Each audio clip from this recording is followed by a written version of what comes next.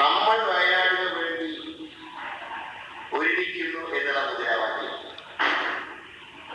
ചിലരൊക്കെ നാളെ ഇത് ഞങ്ങളെ നാട്ടി മാറ്റരുത് എന്ന് കൂടെ നമ്മൾ വയനാടിന് വേണ്ടി ഒരുമിക്കുന്നു എന്നുള്ള മുദ്രാവാക്യം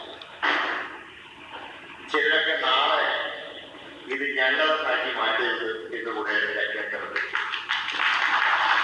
നമ്മൾ എന്നുള്ള മുദ്രാവാക്യത്തിന്റെ ഒരു പ്രസക്തിയില്ല. നമ്മൾ ദുരിതം അനുഭവിക്കുന്നവരുടെ കൂടെ രാഷ്ട്രീയം നോക്കാതെ ജാതിമതം നോക്കാതെ നമ്മൾ ആ ജനതയോടൊപ്പം ഉണ്ട് എന്ന് തെളിയിക്കാൻ എല്ലാവരും ഒരുമിച്ച് നീങ്ങണം. അതിനാവശ്യമായിട്ടുള്ള കാര്യങ്ങൾ ഗവൺമെന്റ് പറഞ്ഞു.